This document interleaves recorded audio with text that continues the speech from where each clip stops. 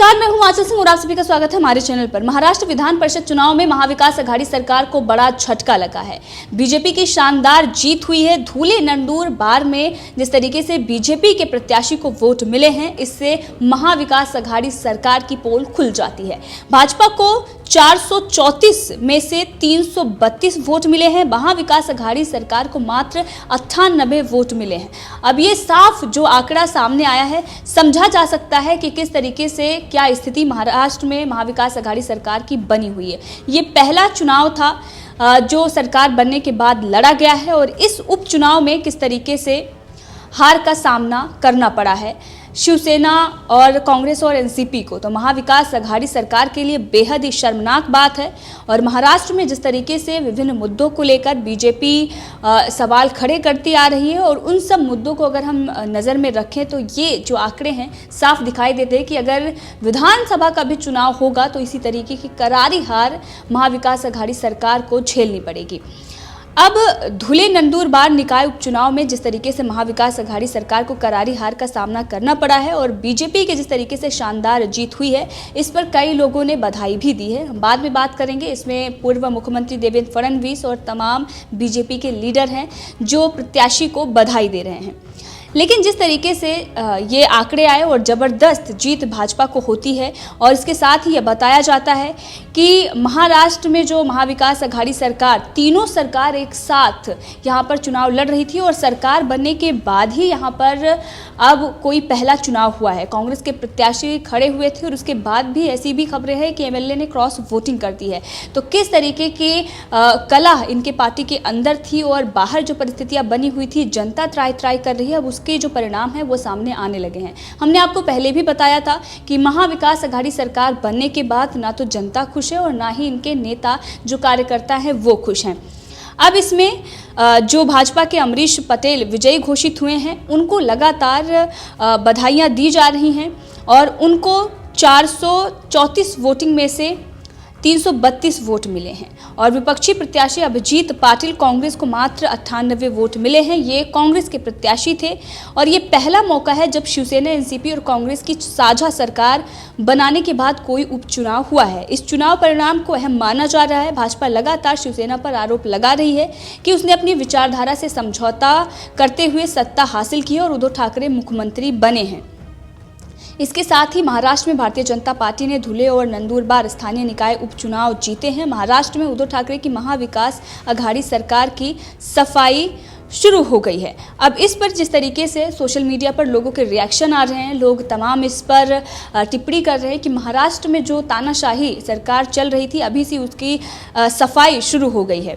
महाराष्ट्र में मौजूदा सरकार के आचरों का रुझान आना शुरू हो गया है। वहां हुए स्थानीय निकाय उपचुनाव में बीजेपी को धुले और नंदुरबार में जीत हासिल हुई है। तो ये सोशल मीडिया पर लगातार लोगों की जो राय हैं वो आ रही हैं। इसके साथ ही इस पर देवेंद्र फडणवीस जो महाराष्ट्र के पूर्व मुख्यमंत्री हैं, उन्होंने भी प्रत्याशी जो वहां से खड़े हुए थे अमरीश भाई पटेल, उनको उन्होंने बधाई दी है और ये बताया है कि किस तरीके से उन्होंने एमएलसी का इलेक्शन जिसमें उन्होंने जीत हासिल की है। साथ ही देवांग दवे ने भी इस पर ट्वीट किया। उन्होंने बताया है कि 6 एमएलसी जो इलेक्शन थे उनमें से एक बीजेपी ने जीता है और उसके जो परिणाम आए हैं उसमें किस तरीके से जो जीत हासिल हुई है, इससे ये दिखाई दे रहा है कि 115 महाविकास आघाड़ी के एमएलए और जो मेंबर्स हैं उन्होंने क्रॉस वोटिंग की है बीजेपी कैंडिडेट को, और ये है सच्चाई जो सामने आ रही है।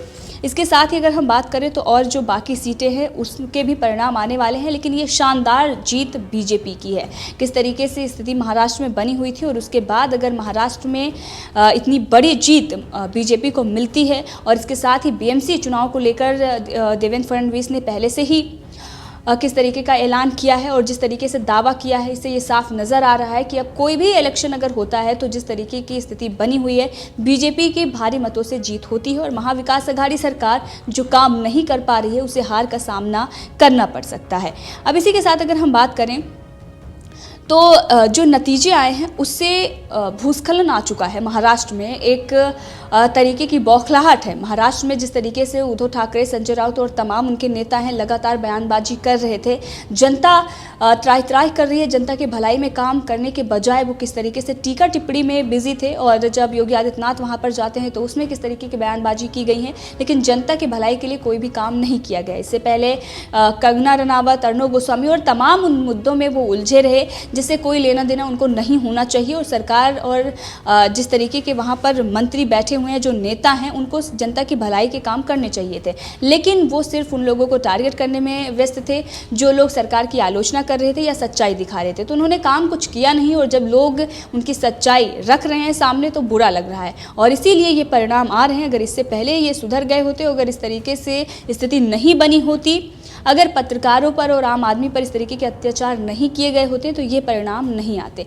अभी ये देखना है कि आने वाले चुनाव में जिस तरीके के अभी परिणाम हैं, क्या परिणाम आते हैं, और अभी जो बाकी सीटें हैं उस पर भी हमारी नज़र बनी हुई है कि क्या उस पर परिणाम आते हैं। लेकिन ये जो जीत हुई है बीजेपी की, बेहद ही शानदार है, और जिस तरीके से महाविकास अघाड़ी सरकार को सिर्फ 98 और 332 वोट जो मिले हैं वो बीजेपी प्रत्याशी को मिले हैं। इससे ये साफ हो जाता है कि जो कुल सीटें हैं 434, वहाँ पर स्थिति क्या बनी हुई थी और जो जीत हुई है कितनी शानदार रही है। तो तीनों पार्टियां मिलकर धराशायी हो गई हैं, बीजेपी सबसे आगे चल रही है। तीनों पार्टियां मिलकर भी बीजेपी का कुछ नहीं बिगाड़ पा रही हैं, और इससे पहले आपने देखा कि विधानसभा जो चुनाव लड़े गए थे बीजेपी के साथ ही शिवसेना ने लड़ा था, और उसके बाद इतनी सीटें उसे मिली थी, लेकिन जनता को धोखा देते हुए तीसरे नंबर की पार्टी के साथ गठबंधन करके और किस तरीके से जनता को मूर्ख बनाया, और उसके बाद आज तक जनता की भलाई में कोई काम नहीं किए गए हैं। अब इसको लेकर लगातार सवाल खड़े होते रहे हैं।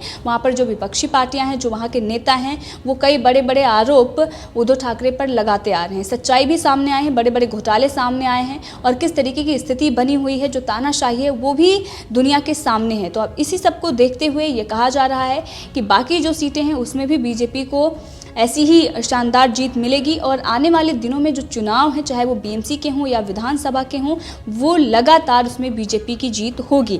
इसके साथ ही अगर हम बात करें तो बाकी लोगों ने इस पर अपनी प्रतिक्रिया रखी है। उन्होंने बताया है जो बीजेपी की जीत है ये सिर्फ और सिर्फ अभी शुरुआत है। इसके साथ ही लोगों ने अमरीश भाई पटेल को बधाई भी दी है। तमाम लोगों ने इस पर अपनी राय भी रखी। इसी के साथ सुरेश प्रभु ने भी अमरीश भाई पटेल को उन्होंने बधाई दी। उन्होंने कहा है कि कांग्रेचुलेशन, और जिस तरीके से जीत हासिल की है उसके बाद जो रिस्पॉन्सिबिलिटी है एज अ मिनिस्टर वो निभाएंगे, और तमाम चीज़ों के लिए उन्होंने बीजेपी महाराष्ट्र को भी बधाई दी है। इसके साथ ही तमाम ऐसे नेता हैं जो लगातार अपनी इस पर राय रख रहे हैं, और लोगों का ये कहना है कि अभी और कितनी सीटें हैं और इस पर क्या क्या रुझान है, तो इसके बारे में मैं आपको बता दें कि ये पहली सीट है, और इस पर जो परिणाम आया है इसके साथ ही और 5 सीटें और हैं, यानी कि 6 सीटों पर ये जो चुनाव था उसके 1 सीटों का परिणाम आया है। अभी देखेंगे कि आगे कैसा परिणाम आता है, लेकिन ये जो जीत है ये बेहद ही शानदार है, क्योंकि जो आंकड़ा है वो साफ साफ दिखाई दे रहा है कि किस तरीके से तीनों पार्टियां मिलकर बीजेपी को नहीं हरा पाई, और बीजेपी किस तरीके से उनसे कितना आगे है और वो धराशायी हो गए हैं।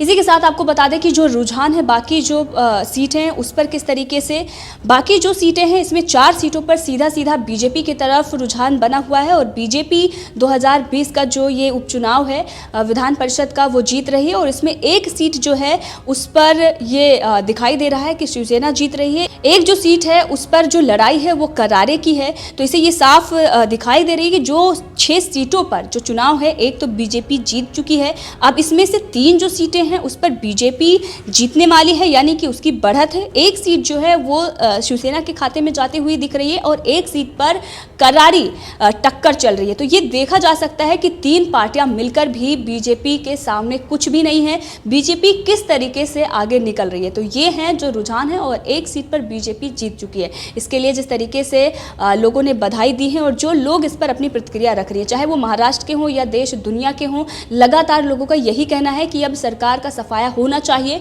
क्योंकि इससे पहले राष्ट्रपति शासन लागू करने की मांग की गई, लेकिन महाराष्ट्र में राष्ट्रपति शासन लागू नहीं हुआ। इसके साथ ही लोगों ने कई बार केंद्र सरकार पर सवाल भी खड़े किए कि अगर कांग्रेस की सरकार होती तो वो राज्य सरकार पर नकेल कसने में कभी पीछे नहीं हटती थी। जिस तरीके से उन्होंने सरकारों को बर्खास्त किया है, आपको भी ऐसा करना चाहिए था, लेकिन केंद्र सरकार ने उनके मामले में कभी दखल नहीं दिया है। कई ऐसे मामले आए हैं जिस पर सवाल खड़े किए गए, लेकिन तानाशाही महाराष्ट्र सरकार की चलती रही। अब जब राष्ट्रपति शासन नहीं लागू हुआ तो जिस तरीके की स्थिति वहां पर बनी हुई थी, इसको देखकर यह कहा जा रहा था कि जल्द से जल्द उद्धव ठाकरे को इस्तीफा दे देना चाहिए। लेकिन अब जो रिजल्ट सामने आ रहा है उससे ये साफ दिखाई दे रहा है कि ये सरकार अब ज़्यादा दिन तक टिकने वाली नहीं है। अब जिस तरीके से ये खबरें आ रही हैं, जो दावे किए जा रहे हैं कि एमएलए जो हैं, जो उनके मेंबर्स हैं, वो क्रॉस वोटिंग कर रहे हैं, तो ये जो स्थिति बनी हुई है ये और ही बेहद चिंताजनक है। और ये देखना होगा कि महाराष्ट्र में सरकार कितने दिनों तक चलती है। और वैसे जो परिणाम आए हैं वो काफ़ी शानदार परिणाम है बीजेपी के लिए, और इससे ये चीज़ें स्पष्ट हो रही हैं कि जनता और इसके साथ ही वहाँ के जो कार्यकर्ता हैं, जो नेता हैं, वो क्या चाहते हैं, वो बदलाव चाहते हैं। और जिस तरीके की स्थिति बनी हुई है, सरकार के 1 साल पूरे हो चुके हैं, लेकिन आज तक उन्होंने अपना रिपोर्ट कार्ड पेश नहीं किया है कि उन्होंने जनता की भलाई में क्या काम किए हैं, बल्कि धमकियाँ, बयानबाजी,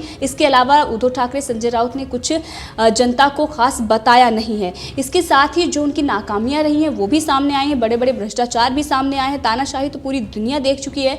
तो कंगना और अर्नब करने से इलेक्शन नहीं जीता जाता है। अगर आप जनता की भलाई में काम कर रहे हैं तभी आप इलेक्शन जीतते हैं। इससे ये साफ चीज़ें हो गई हैं। तो इस मामले में आपकी क्या राय है, कमेंट करके आप बता सकते हैं। इसके साथ ही अगर आपने अभी तक चैनल को सब्सक्राइब नहीं किया है तो कर लें, ताकि हर अपडेट आप तक पहुंचती रहे। धन्यवाद।